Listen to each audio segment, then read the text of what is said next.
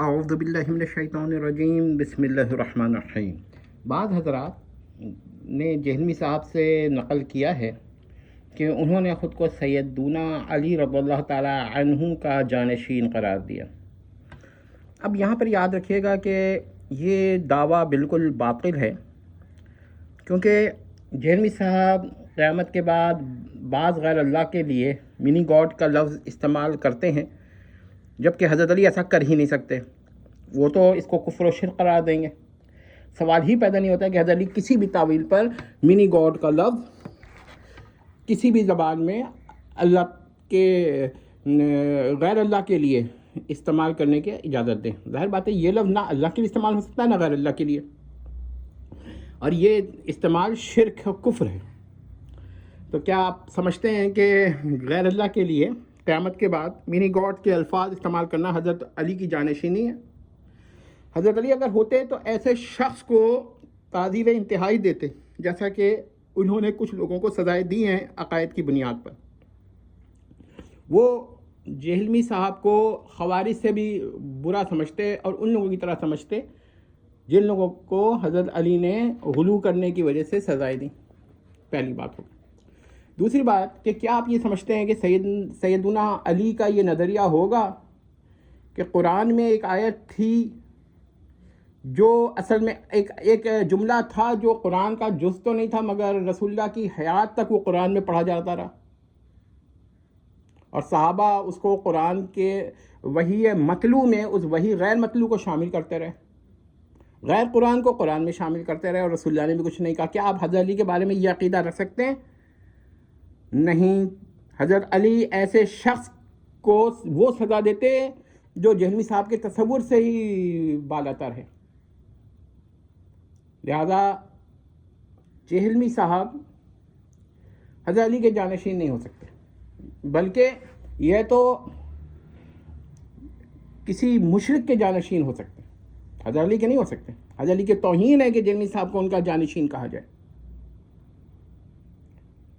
پھر حضرت علی رضی اللہ تعالی عنہ نے جو سزائیں دیں ایسے لوگوں کو، تو جہلمی صاحب نے اس پر اعتراض کیا کہ یہ ٹھیک نہیں ہے۔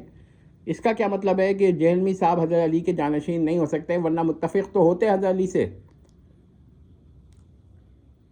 چلیے، حضرت علی سے اگر کسی نے اختلاف کیا جس کا یہ مطلب ہوا کہ جہلمی صاحب اختلاف کر کے جانشینی کا دعویٰ کریں، یہ ایک سوال ہے۔ اس کے علاوہ آپ یہ بھی دیکھیے کہ جہلمی صاحب کی فکر حضرت علی سے بالکل نہیں ملتی۔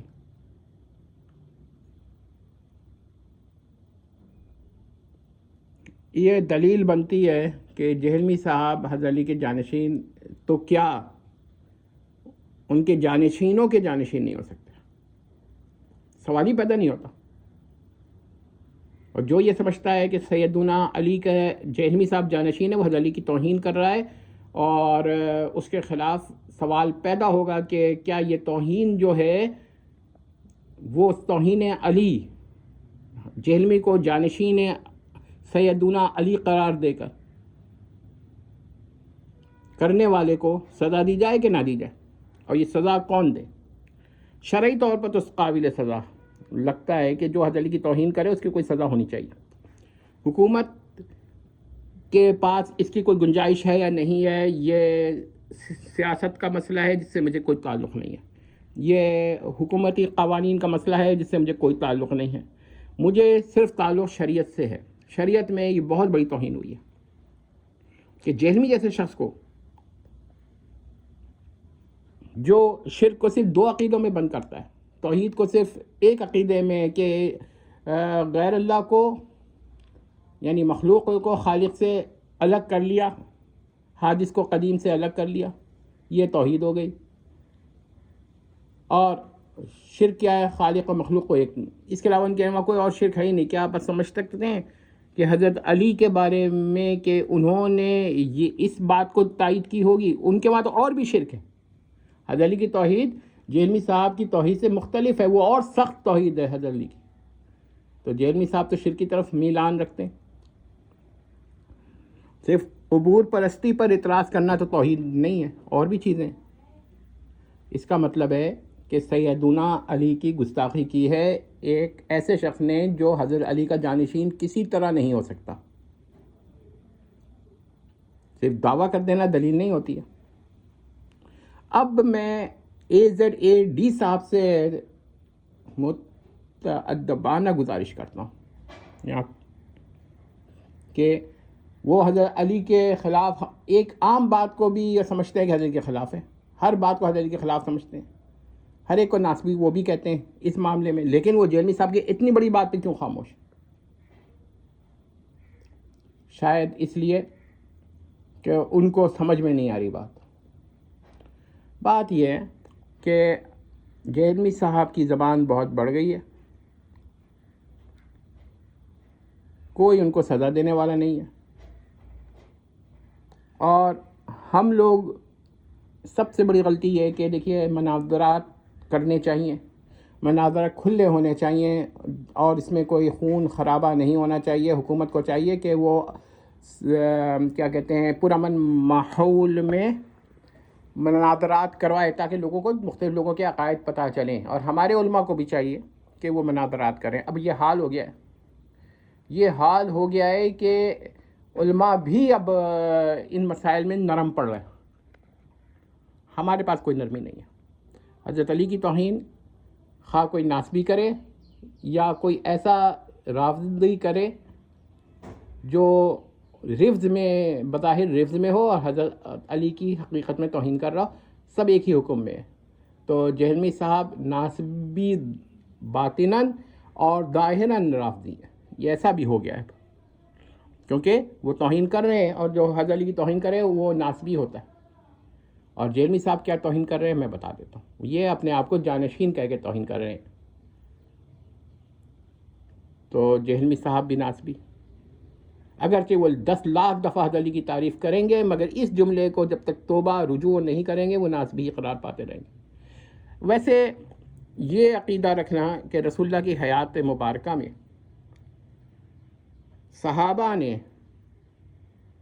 رسول اللہ کی حیات میں جب تک رسول اللہ کا وصال نہیں ہوا تھا ایک غیر قرآنی تفسیر کو، ایک حدیث کو قرآن کے متن میں داخل کر دیا تھا، یہ کفر و شرک ہے، یہ تحریف القرآن کا عقیدہ ہے۔ اس طرح کی ہی باتیں جہلمی صاحب نے کہی ہیں، اور ان کے سے بڑی عمر کے جو حال میں چلے گئے سلمان ندوی، انہوں نے بھی قرآن کی ترتیب پہ اعتراض کیا ہے، اور جہلمی صاحب نے اور جگہ سورہ توبہ کے مسئلے میں بھی ڈاؤٹ پیدا کرنے کی کوشش کی ہے۔ جو قرآن کے اوپر ڈاؤٹ پیدا کرنے کی کوشش کرتا ہے اس کا ایمان جو ہے وہ نہیں ہے، یہ نوٹ کر لیں۔ جہلمی صاحب رجوع کریں یا نہ کریں، ان کے معتقدین کو چاہیے کہ وہ رجوع کریں اور تعویل نہ کریں، والسلام۔ کیونکہ یاد رکھیے گا تعویل کا مطلب ہے کہ جہلمی صاحب کے قول کا یہ مطلب ہے، یہ مطلب نہیں ہے۔ ہاں یہ تعویل نہیں ہے کہ وہ یہ کہہ دیں کہ جہلمی صاحب ہوش و حواس میں نہیں تھے، اس وقت ان پہ دورہ پڑا ہوا تھا، لیکن ایسا ہے نہیں، کیونکہ جہلمی صاحب ہوش و حواس میں یہ بات کر رہے ہیں، لیکچر دیتے ہوئے کر رہے ہیں، ان پہ کوئی ایسی بات کا نہیں ہے، کوئی ایسی خبر نہیں ہے کہ ان پہ کوئی ایسا دورہ تھا، اور اگر تھا بھی تو بعد میں ڈیلیٹ کروا دیتے نا۔ تو یہ جان کر ہے، ڈیلیبریٹ ہے، اور جس نے بھی دیکھیے 3 آدمیوں کے بارے میں ہے جنہوں نے قرآن کے نظم پر اعتراض کیا ہے، ایک جہلمی، دوسرا وحید الزمان، اور تیسرا یہ آپ کا کیا کہتے ہیں سلمان ندوی۔ ایک بات اور یاد رکھیے گا کہ بعض جہلا جو ہیں وہ سید سلمان ندوی رحمۃ اللہ علیہ کو اس سے ملا رہے ہیں، اشتراک اسمی کی وجہ سے، اشتراک الاسم کی وجہ سے۔ ایسا نہیں ہے، وہ اور تھے، ان کا انتقال پہلے ہوا ہے، بہت پہلے ہوا ہے، یہ اور ہے، ان کا انتقال حال میں ہوا ہے۔ یہ 2 الگ الگ شخصیات ہیں، اس میں ایک ہے، تو اس سے آپ ہرگز نہ سمجھیں کہ دونوں شخصیت بھی ایک ہے۔